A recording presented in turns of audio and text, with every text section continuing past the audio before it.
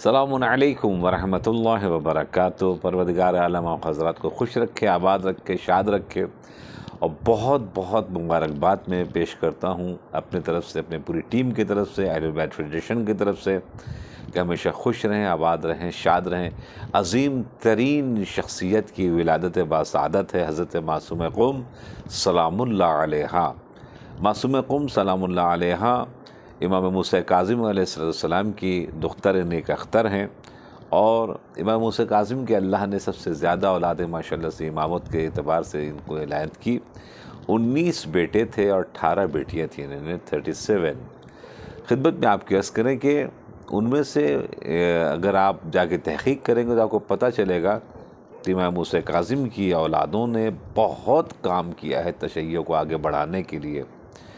میں ابھی اس گفتگو میں تھوڑی سی جھلکیاں جناب والا ضرور دوں گا، کیونکہ بہت وہ امپورٹنٹ پوائنٹ ہے، ہمارے بچوں کو پتہ چلے کہ ہمارے امام موسیٰ کاظم علیہ السلام نے زیادہ اولاد ہونے کے باوجود انہوں نے اپنی بچوں کی تربیت کتنی زبردست انداز سے کی۔ تو لہٰذا کبھی بھی ہم زیادہ بچے ہونے سے گھبرائیں نہیں، چونکہ رازق اللہ ہے، اور ہاں اچھی تربیت دیں، اچھی تعلیم دیں، تاکہ وہ معاشرے کے لیے، خود اپنے لیے ایک کامیاب ترین انسان بن سکے۔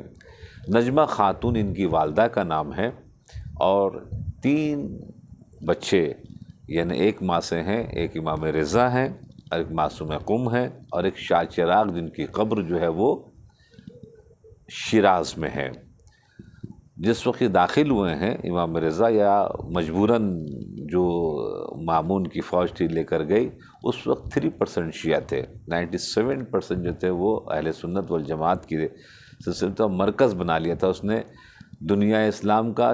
خراسان کو مامون نے پہلے بغداد میں تھا ہارون کے زمانے میں، مگر مامون نے اپنے سلسلے کو منتقل کر دیا خراسان کی طرف۔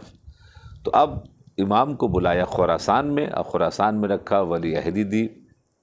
پولیٹیکل طور کے اوپر امام داخل ہوئے، تو اگر پولیٹیکل طور کے اوپر ولی عہدی کا بولا جائے، چاہے وہ من کنت مولا فاحظ علی مولا جانشینی کے، سب پولیٹیکل سسٹم پہ آتا ہے۔ تو ہم کیوں پولیٹکس سے پیچھے ہیں؟ ہمارے شیعہ نے حیدر قرار پولیٹکس میں کیوں نہیں داخل ہوتے؟ کیوں ہماری تعداد کیا کم ہے؟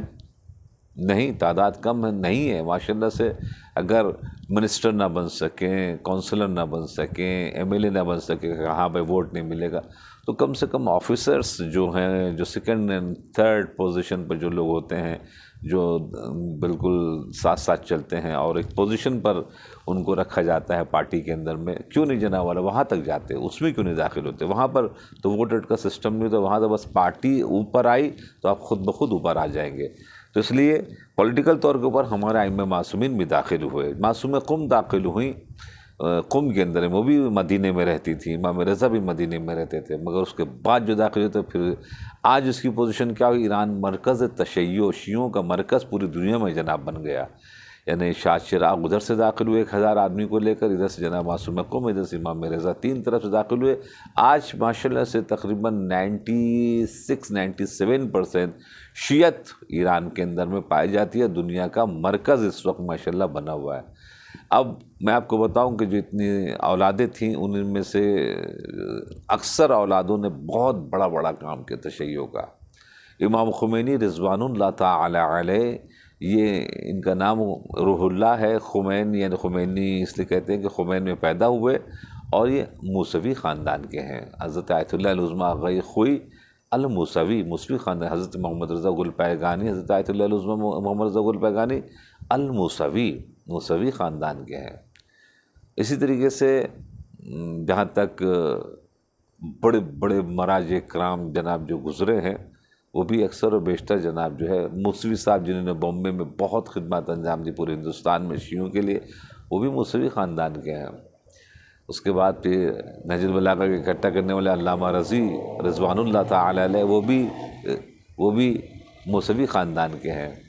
اور اس کے ساتھ ساتھ میں آپ کی خدمت عرض کروں، معصوم قوم جن کی ولادت کے سلسلے سے آج گفتگو ہو رہی ہے، وہ بھی موسوی ہیں اگر دیکھا جائے، اور انہوں نے جو شہر کو آباد کیا قوم، اور اس کے بعد پوری دنیا میں جو آج تشیع پھیلی ہوئی ہے وہ قم کے سبب سے۔ انقلاب اسلامی بھی شروع ہوا قم سے، پوری دنیا میں انقلاب مو انفجار نور بود کہ انہوں نے فرمایا تھا، تو پوری دنیا میں جو آج جو انفجار ہوا ہے نور کا، تو اس میں بھی جناب معصوم قم کا بہت بڑا کردار ہے۔ تو جب معصوم قم کا بہت بڑا کردار ہے تو خدمت میں آپ کی عرض کرے یہ موسوی ہیں۔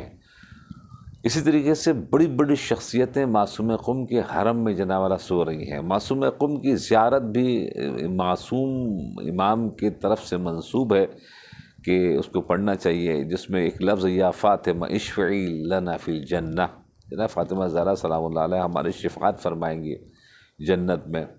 تو خدمت میں آپ عرض کریں کہ یہ تمام چیزیں جو سننے کو مل رہی ہے، دیکھنے کو مل رہی ہے، یہ بہت بڑا جو انقلاب پوری دنیا میں آیا ہے، یہ معصوم قم سلام اللہ علیہ کی شخصیت کے سبب سے ہے۔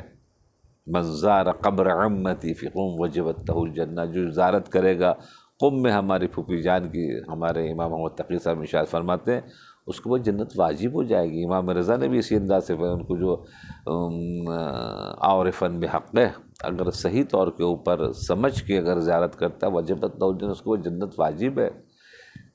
تو عزیزان گرامی، عزیزان محترم، معصوم قم سلام اللہ علیہ آشیان اہل البیت، امام صادق علیہ السلام ارشاد فرماتے ہیں کہ مولا علی کا حرم نجف ہے، امام حسین کا حرم جو ہے وہ کربلا معلیٰ ہے، رسول اللہ کا حرم جو ہے وہ مدینہ مگر اشرد آل محمد علیہ السلام اہل البیت فی قم، ہم سب اہل البیت قم میں آ کر رہتے ہیں۔ آشیان اہل البیت لقب دیا گیا ہے۔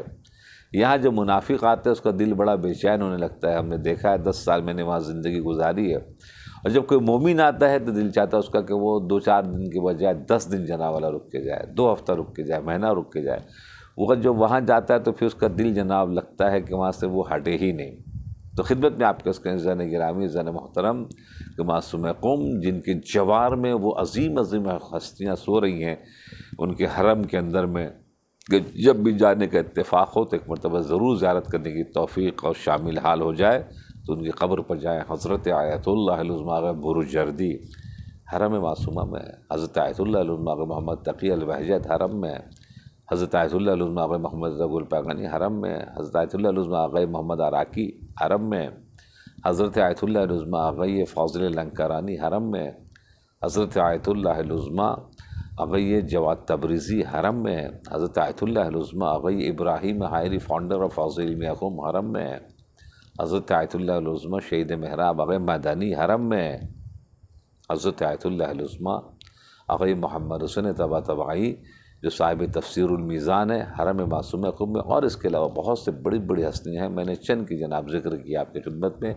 ان سبوں کی روح کے ارسال کے لیے صلوات تو بھیجیں، اللہم صلی علی محمد وآل محمد۔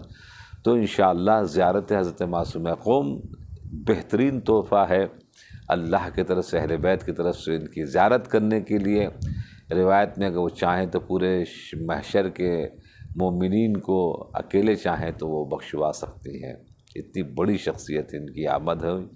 آج ہم اپنے امام زمانہ کی خدمت میں بہت بہت مبارکباد پیش کرتے ہیں کہ ان کے اس عظیم ترین گھر میں عظیم ترین شخصیت کی ولادت باسعادت ہوئی ہے۔ تو ہم علم حاصل کر کے ایک مرتبہ ان کے علوم کو دور سے دور تک پہنچانے کی کوشش کریں۔ اپنا بہت خیال رکھیے گا، پھر سے میں مبارکباد پیش کرتا ہوں۔ خداوند عالم ہم سبوں کو جلد از جلد حرم معصومہ کی روضے کی زیارت کے شرف سے مشرف فرمائے۔ والسلام علیکم ورحمۃ اللہ وبرکاتہ۔